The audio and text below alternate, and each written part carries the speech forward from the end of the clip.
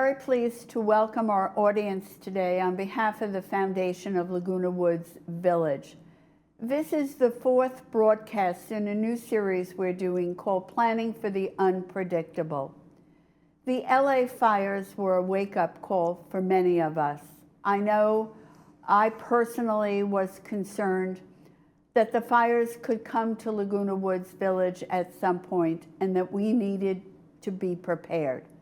This television series looks at different aspects of emergency preparedness. And with me today is Dagian, who is a program manager at Saddleback Medical Center, who oversees emergency management. Many of you in the audience already know what the foundation is. It is the village's very own charity. We step in and provide temporary financial assistance when people encounter a financial crisis, a financial emergency. Our motto is neighbors helping neighbors. More recently, we have expanded our focus to include services that help the whole village. We provide fall prevention classes in cooperation with MemorialCare. We rent emergency response devices for about 80 residents now. And most recently, we have begun to provide and fund hearing aids for residents. I am Marcy Scheimold, the president of the foundation, and I can speak personally. I was frightened by the LA fires, and I worried what would happen if we had a wildfire in Laguna Woods, and I felt that we should become more knowledgeable about that and know what we could do to prepare ourselves. I asked Dagian to be our guest today, first to give us a better perspective about Saddleback Hospital, which is our local hospital, to tell us how the hospital itself prepares for the possibility of an emergency, what resources or help they could provide to the community in such an emergency, and what suggestions she has to help all of us be, how can I say, fire safe or fire savvy. Welcome, Dagian. I'm very glad that you could be with us here today. You are a program manager with Saddleback Medical Center. How long have you been with them? So I was with Saddleback for about 15 years, and then I left for a little bit, and I came back, and I just restarted in November of last year. So I grew up with Saddleback. Interesting. Yeah. Many in our audience have not met us. So can you tell us about what you do as a program manager? Absolutely. A little bit about your background, your responsibilities, Sure. so that they know who you are. Absolutely, happy to. I actually oversee two programs at the hospital. The first is the environment of care, so that's making sure that the building is safe for the people that are in it, and making sure that we meet all of our regulatory requirements there. But the second piece of my job is for emergency management and preparedness. Everywhere from preparedness to mitigation and even into response and recovery. So I help with many aspects of that process, with education, making sure we have the right supplies and the right people educated. And we run quite a few drills at the hospital every year, just to make sure that we're all ready. Interesting. I know that many of the people watching this broadcast have had contacts with Saddleback Hospital. I myself have unfortunately visited your emergency room probably more times than I care to. But I don't really have a big picture of the hospital. Yeah. Could you give us a bigger, how big is it, the facilities, how many employees, however you think best describes the hospital? Absolutely. So we have 248 licensed beds at Saddleback. It's actually 3 separate buildings. Not many people know that. There are about 1,800 employees on our MemorialCare family. And Saddleback is a really great place when you need emergency medicine or just average care. Yeah, I got terrific care. Unfortunately, I broke my ankle, but they told me, which I didn't want to hear, you may need surgery. Yep. They were right. Yeah. When you said that 3 different buildings, Yes. what are the 3 different buildings that Sure. So the first one that you see and that you're familiar with is the emergency room, which is our critical care pavilion. It also holds our ICU and our laboratory in our basement. Then there's the main hospital, which is where our inpatient beds are. And then we have the women's hospital that focuses on labor and delivery and women's surgical needs and such. Okay, now I asked you before if you had a fun fact to share with the audience about the hospital. Yes, I do. Oh, I can hardly wait. Go. It was just last year that Saddleback recently celebrated 50 years of being in this community. And if it wasn't for this community here in Laguna Woods Village, that hospital would not be existing today, as a lot of your residents helped raise the money to help build that hospital. And I think that's fantastic. Yes, and many of our residents have been helped by the hospital. Does the hospital have services that you think would be of particular interest to Laguna Woods Village, since this is an older community? Absolutely. So our emergency room is geriatric certified. It's meeting certain standards and making sure we have the right equipment and tools to help our older population.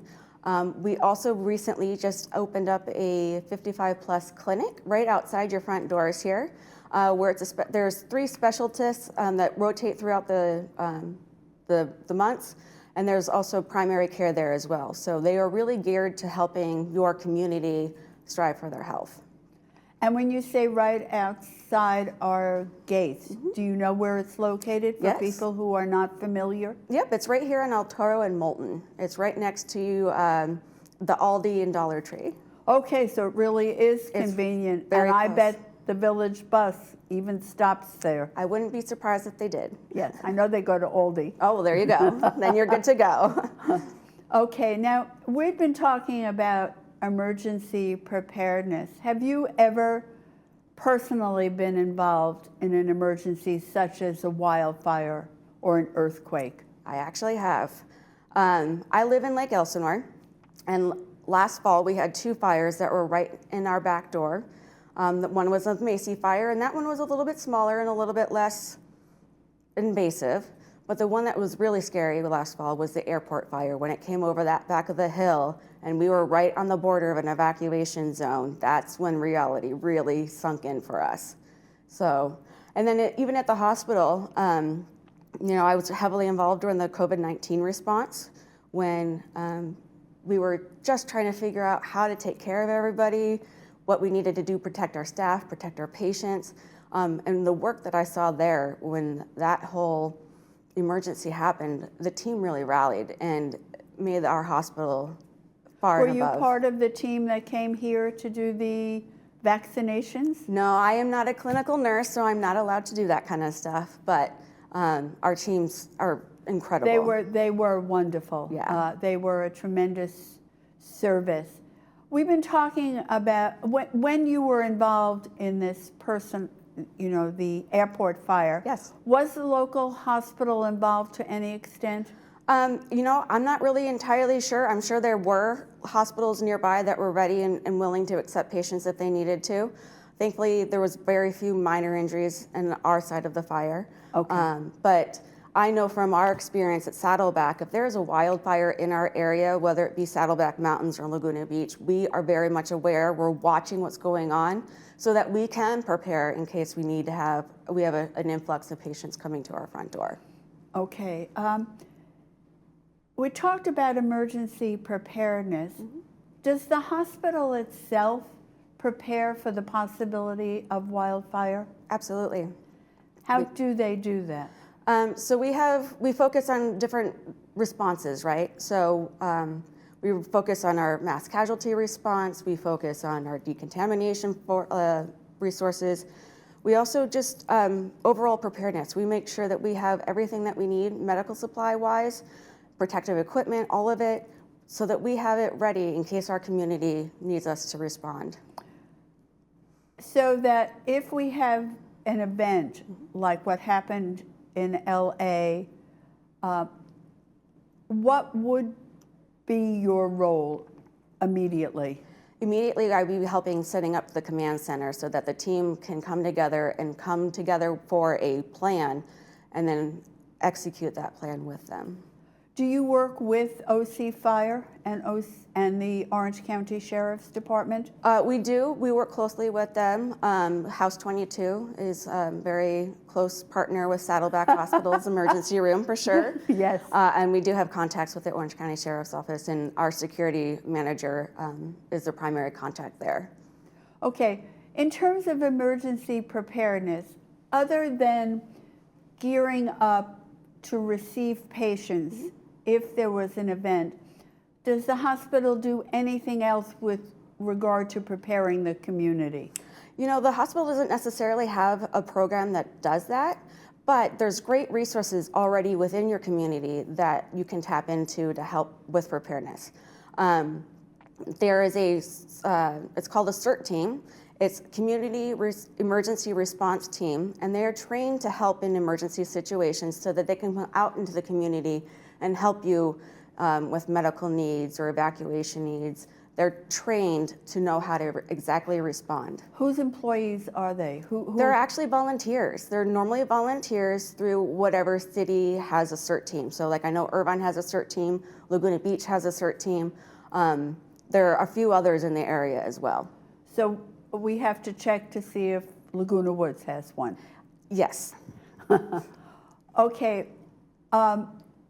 Earlier, before we started talking, I told you about my background in hospital administration. Yeah. And so I'm aware of mass casualty drills. Yes. Does Saddleback do that? Yes, they do. The last one they did was in 24. They had a lot of the valuable lessons learned in that drill. So we took what we learned from that drill and we've implemented new systems so that it's a lot more streamlined, so that if we do have a mass casualty event and we have 50 people at our front door, we know that we can be ready for them within 15 minutes. All right. I think many in our audience may not know when we use the term of art, actually, mass casualty, what that looks like, what happens. Can you explain that to our viewers? Absolutely. It can be anything, honestly. It could be an active shooter event. It could be a fire event. It's just a mass influx of the community members coming to the hospital seeking care. And so how do you actually do a drill? How do you recreate that? So we have volunteers that come in and we give them an identity to play to help us and our staff really work through the process, right? And we go from triage and them arriving at the front door all the way through to being either wheeled off into an emergency surgery or sent home. We really do run the whole gambit on it. And how often do you do this? We do drills twice a year. Not all of them are full functional like the last mass casualty drill. We actually just did a drill in April simulating the loss of water. Like what would we do if we lost water at the hospital? So twice a year, we always make sure that we're up on our skills, and multiple times throughout the year, we're providing education to make sure that we're on our tippy toes, ready to go. Okay, are you the person who oversees that? Yes. And when you said that you've learned certain things in terms of refining the process, when you did it in 2024, what did you learn? That we have all the right tools, but we just needed to make it a little bit more packaged so that there was no guessing game. There was no, we can roll out these carts. We know we have everything that we need for each individual zone, and our team has got everything that they need all in one spot to make it a little less chaotic. A little less chaotic. I mean, every situation will start with a little bit of chaos, but since we have the systems in place, we know that we can handle anything and everything that is coming in our direction. And which staff? Does the entire hospital staff involved in this process? Absolutely. A mass casualty event isn't just an emergency room issue, it's a whole hospital issue. So our EVS team is helping us in this. You're going to have to explain. Oh, I'm sorry. Environmental services, or our housekeeping crew. Okay. They're heavily involved in our responses. Our facilities team is heavily involved, security, our supply managers, everyone from the 3rd floor all the way through the basement. They are on their game when they hear our announcements. Okay. Now, we've been talking about emergency preparedness and the hospital's role. What would happen if there was an evacuation required in Laguna Woods? Would you be called on for any of that involvement? We may be called into that involvement, but what would most likely happen for your community is that you would look for your local evacuation shelter and or a medical evacuation center. And from my research, your community center serves as a evacuation point. Yes. And then if it's a big enough fire, the Red Cross would get involved and they would help set up shelters and so on and so forth. The medical shelters are focused on people that need equipment. If you forgot your cane or your walker, or connecting you with physicians that can help you get your medications replaced if you forgot them at home. So those are the medical shelters. They're not there to provide life-saving care. That's what we're for.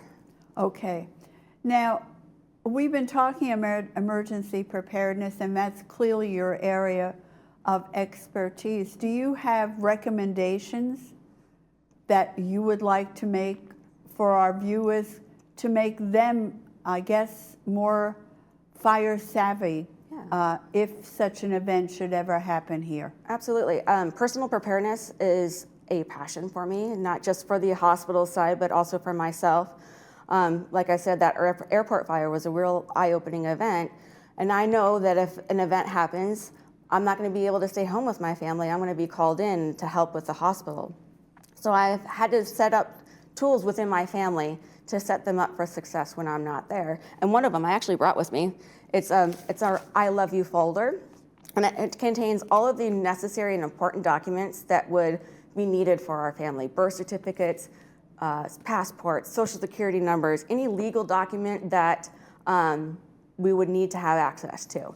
And it's great to put them in a safe, but a safe is very heavy to carry out of in an emergency situation. I would think it would weigh you down. Yeah. Now, are those original documents or copies? They are original documents. And so you keep all of those? You said birth. Give us a rundown of the documents. So I have an individual file folder for each of my family members. So I've got birth certificates, and then I have passports and social security numbers or marriage licenses in here. You have to prove you're married? Yes, I know. I actually have my divorce paper in here too, because I was previously married, and you have to have that documentation sometimes. But this binder is just an easy grab and go thing. We always keep it in the same place. Everyone in our family already knows where to go and grab it when needed. And it's one of those things that outside of our go bags, we know to grab our go bag and we know to grab our binder.